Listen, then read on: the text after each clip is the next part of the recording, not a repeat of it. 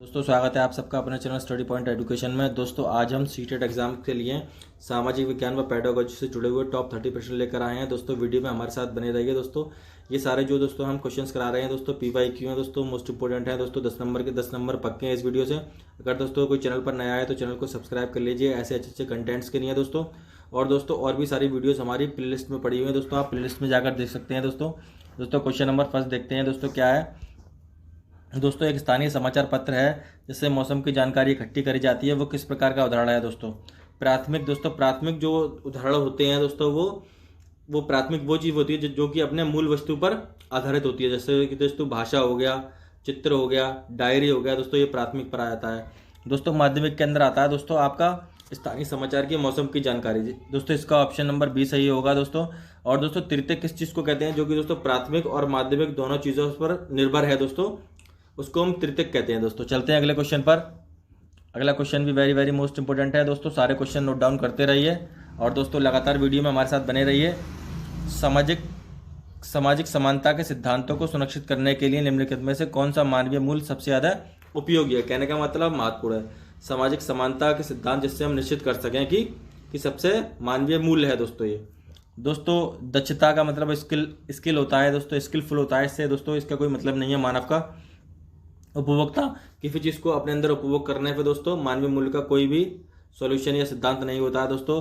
और दोस्तों कंपटीशन से भी नहीं होता है दोस्तों। इसका ऑप्शन नंबर डी सही आता है दोस्तों।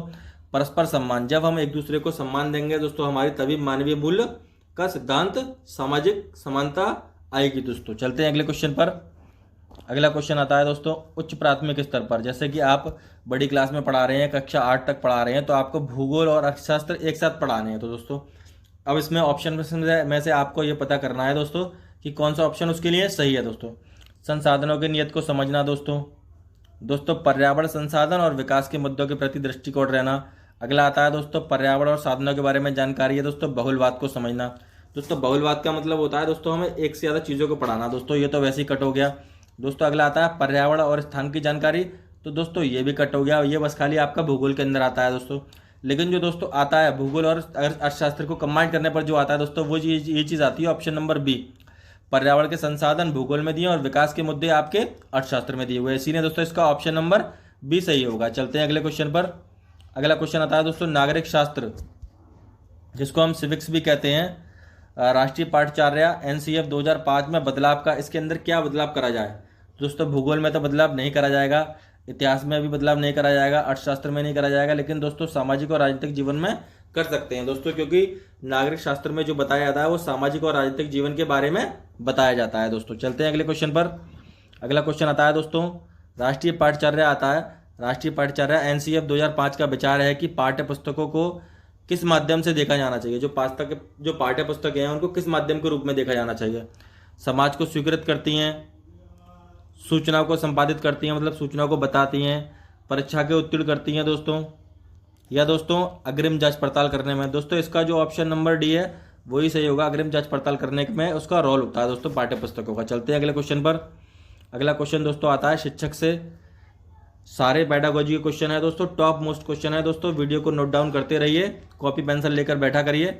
अगला क्वेश्चन शिक्षक शिक्षा के दौरान, मतलब जब शिक्षक कोई टीचिंग कर रहा है, सूक्ष्म शिक्षण कर रहा है, तो निम्नलिखित में वो सूक्ष्म शिक्षण किस ओर की ओर संकेत करता है, मतलब अपना इंडिकेशन देता है। पहला आता है शिक्षक प्रशिक्षक का बारीकी से अवलोकन करता है। देखो शिक्षक का मतलब होता है पढ़ाने वाला और प्रशिक्षक का मतलब होता है ट्रेनर, जो कि उसको ट्रेंड कर रहा है दोस्तों, उसका अवलोकन करने से तो कोई मतलब नहीं है दोस्तों। ऑप्शन नंबर बी आता है ऐसी छोटी कक्षा को पढ़ाना जिसमें सहपाठी मतलब उसके साथ के यार दोस्त शिक्षार्थी बने हों, मतलब पढ़ने वाले बने हों, या छोटे समूहों में बच्चों को पढ़ाना, यह कम विषय वस्तु को पढ़ाने से दोस्तों इसका तो कोई मतलब सॉल्यूशन हल नहीं होगा दोस्तों। इसका ऑप्शन नंबर बी सही होगा, छोटी कक्षाओं को पढ़ाना और जिसमें उसके यार दोस्त अपने बच्चे छोटे मतलब शिक्षार्थी बने हों दोस्तों, शिक्षा लेने वाले। चलते हैं अगले क्वेश्चन पर। अगला क्वेश्चन सामाजिक विज्ञान का अध्ययन वैज्ञानिक क्यों है, मतलब साइंटिफिक क्यों है सामाजिक विज्ञान का अध्ययन, ये हमें बताना है, कारण पता करना है। पहला है क्रमबद्ध तरीके से ज्ञान अर्जित होता है। यह पाठक को समाज के वैज्ञानिक अध्ययन, दोस्तों इससे वैज्ञानिक अध्ययन नहीं हो सकता सामाजिक विज्ञान से, इससे समाज का अध्ययन होता है खाली। और अगला आता है इसकी विषय वस्तु वैज्ञानिक शब्दावली भी दोस्तों इसके अंदर यूज़ नहीं होती, सामाजिक शब्दावली का इसके अंदर यूज़ होता है दोस्तों, ये तो वैसे ही कट गया। अगला आता है सामाजिक अध्ययन को विज्ञान, ये भी नहीं कह सकते दोस्तों, इसका ऑप्शन नंबर ए सही होगा। इसके अंतर्गत क्रमबद्ध तरीके से प्रमाणित ज्ञान को अर्जित किया जा सकता है, मतलब क्रम बाय क्रम से। चलते हैं अगले क्वेश्चन पर। अगला क्वेश्चन आता है अवलोकनीय तथ्यों को, मतलब किसी का ऑब्जर्वेशन कराया उसका निष्कर्ष निकालने की डैश प्रक्रिया क्या कहलाती है।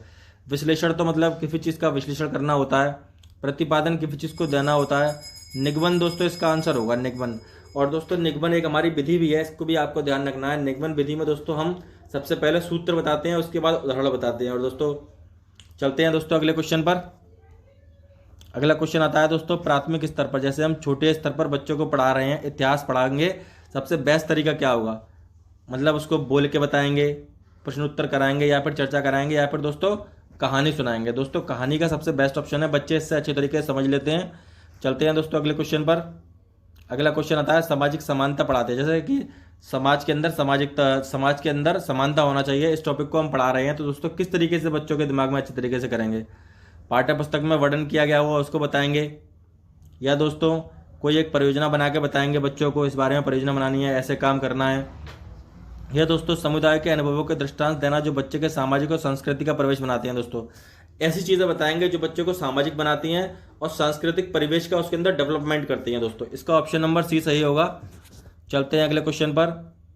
अगला क्वेश्चन आता है दोस्तों सामाजिक विज्ञान से ही जुड़ा हुआ है। सामाजिक विज्ञान के शिक्षण में जब हम सामाजिक विज्ञान एसएसटी को पढ़ा रहे हैं, बच्चों के संवेग बहुत आसानी से उजागर हो जाते हैं। मतलब एसएसटी जब हम पढ़ाते हैं तो बच्चों के जो संवेग होते हैं वो आसानी से दिख जाते हैं, शब्दों से नहीं दिखते बल्कि उनके दृश्यों से, मतलब उनके हाव भाव तरीके से, उनकी आवाज़ से पता कर लेते हैं। तो सबसे अधिक प्रभावी तरीका क्या होगा दोस्तों, परियोजना विधि, परियोजना बनाएंगे। व्याख्यान देने से कोई मतलब नहीं है दोस्तों, क्षेत्र भ्रमण कराएंगे। क्या कराएंगे, क्षेत्र भर का भ्रमण कराएंगे और सर्वेक्षण कराएंगे, इससे बच्चों के समझ में अच्छी तरीके से सबसे बेस्ट प्रभावशाली तरीका है। चलते हैं अगले क्वेश्चन पर। अगला क्वेश्चन आता है सामाजिक विज्ञान। सामाजिक विज्ञान में नियमित शिक्षण, सामाजिक विज्ञान में हम रेगुलर शिक्षण देंगे। चिंतनशील शिक्षण को प्राथमिकता दी जाती है। भाई जो चिंतनशील प्रशिक्षण होता है उसको प्राथमिकता दी जाती है, क्यों दी जाती है, बदलती परिस्थितियों के अनुसार उत्तरदायी है, बिल्कुल नहीं है दोस्तों। इसका अर्थ लचीलापन है, विश्लेषण है, सामाजिक जागरूकता है, या एक नया विचार है, लोकप्रिय, ये भी नहीं है। आदत और परंपरा से इसका कोई मतलब नहीं है दोस्तों, ये लचीलापन है, विश्लेषण है और सामाजिक जागरूकता है, मतलब इससे समाज जागरूक हमारा होता है। चलते हैं अगले क्वेश्चन पर। अगला क्वेश्चन है कि आप मानते हैं कि छात्र, जैसे कि छात्र एक सामाजिक विज्ञान वर्ग में पूर्व ग्रहों का प्रदर्शन करता है, मतलब पुरानी चीज़ों का प्रदर्शन कर रहा है, तो सबसे उपयुक्त प्रतिक्रिया क्या देंगे आप उसे। भाई सामाजिक वास्तविक चर्चा पर, मतलब समाज के अंदर जो भी चीज़ें घटित हो रही हो उन पर एक टॉपिक बनाकर चर्चा करने का वो देंगे, या फिर टिप्पणियों पर ध्यान नहीं देंगे, छात्रों को फटकारना बिल्कुल करते हैं दोस्तों, उसे एक आयाम देंगे और उस पर चर्चा करेंगे। दोस्तों चलते हैं अगले क्वेश्चन पर। अगला क्वेश्चन आता है सामाजिक विज्ञान में नैदानिक परीक्षण। नैदानिक का मतलब होता है जैसे दोस्तों कोई बीमार होता है तो डॉक्टर से दवा लेने आता है, उसका निदान करा जाता है, ऐसे शिक्षक को उसका निदान करना है कि शिक्षक कैसे निदान करेगा। विषय का वह हिस्सा जिसे याद नहीं कर रहा है उसको देखेगा खाली, या फिर एक छात्र को सामाजिक विज्ञान में जो सीखने में कठिनाइयाँ आ रही हैं उसको सॉल्यूशन देगा। दोस्तों जाहिर सी बात है दोस्तों, उसका ही सॉल्यूशन देगा जो कठिनाइयाँ आ रही हैं। और अगला देख लेते हैं क्या है, संशोधन करेगा, उसकी कोई मदद नहीं करेगा, ये तो गलत है दोस्तों, बुद्धिमानता से इसको कोई मतलब नहीं है। ऑप्शन नंबर बी इसका सही ऑप्शन है।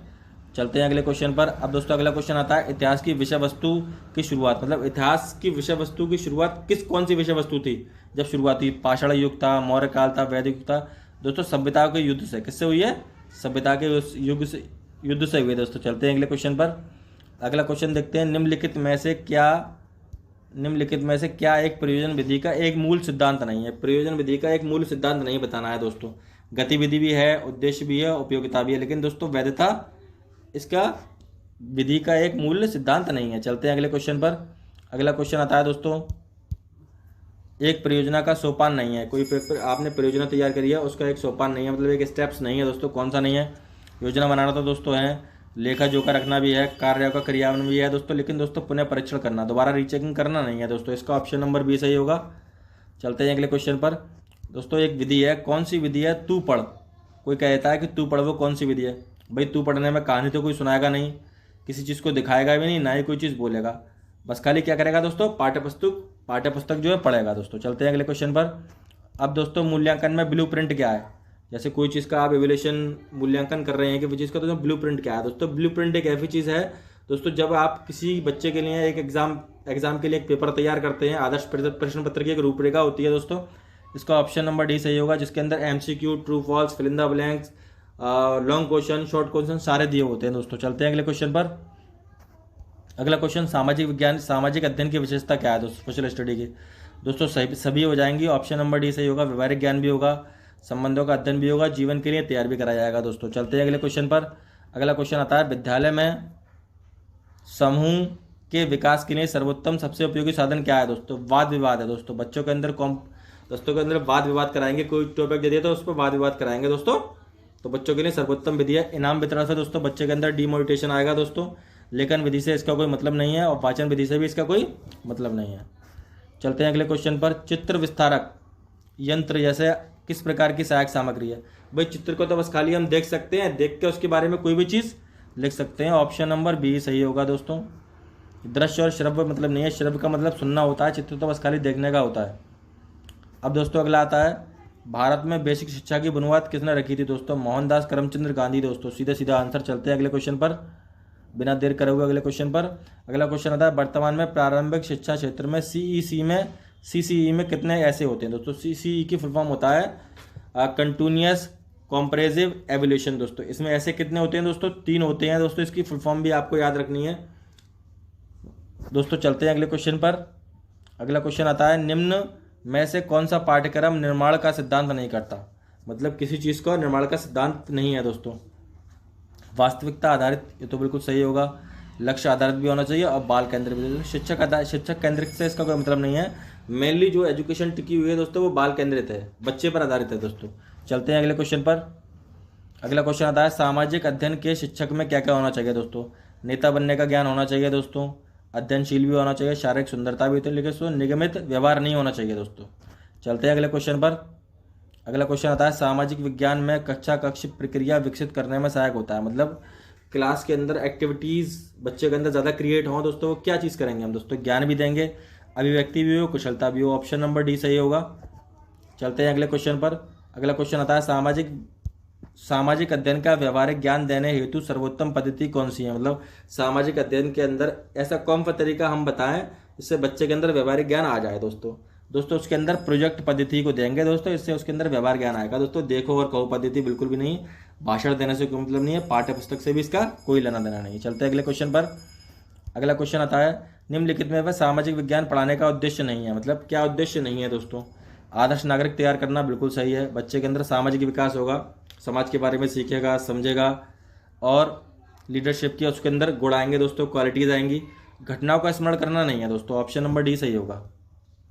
अगला क्वेश्चन, कक्षा में पढ़ाते समय उद्दीपन में परिवर्तन करने से होता है। उद्दीपन में परिवर्तन करने से क्या होता है दोस्तों, ध्यान का आकर्षण होता है, ध्यान बिल्कुल फोकस रहता है। ऑप्शन नंबर डी सही होगा। चलते हैं अगले क्वेश्चन पर। अगला क्वेश्चन आपका, सामाजिक अध्ययन की विषय वस्तु का प्रारंभ करता देश कौन सा है। मतलब सामाजिक अध्ययन की विषय वस्तु का प्रारंभ किस देश ने कराया दोस्तों। सीधा आंसर है ब्रिटेन ने कराया। Option number C very most important है दोस्तों। अभी 1-2 क्वेश्चन और बाकी हैं, वीडियो में हमारे साथ बने रहिए पेशेंस के साथ, कहीं नहीं जाइएगा। अगला क्वेश्चन देखते हैं क्या है। यह सबसे पहले किसने कहा दोस्तों। स्टेटमेंट में भी क्वेश्चन पूछ लिया था। मनुष्य एक सामाजिक प्राणी है, मतलब एक सोशल प्राणी है दोस्तों, ये अरस्तु ने कहा है। ऑप्शन नंबर ए सही हो जाएगा। चलते हैं अगले क्वेश्चन पर। अगला क्वेश्चन स्टेटमेंट से ही आता है, किस विद्वान ने कहा है केवल बताना शिक्षण नहीं है बल्कि एक प्रशिक्षण होता है। मतलब किसी चीज़ को बताया हुआ एक शिक्षण नहीं है बल्कि एक प्रशिक्षण है, किसी को आप सिखा रहे हैं दोस्तों। किसने कहा है, मन ने कहा है। वेरी मोस्ट इंपोर्टेंट क्वेश्चन है। अगला क्वेश्चन देखते हैं क्या है। अनुभव का शंकु दोस्तों, लास्ट क्वेश्चन वीडियो का, किसकी देन है दोस्तों। एडगर डेल की देन है दोस्तों। वेरी मोस्ट इंपोर्टेंट क्वेश्चन है। और दोस्तों वीडियो को देखने के लिए धन्यवाद दोस्तों, मिलते हैं आपसे अगली वीडियो।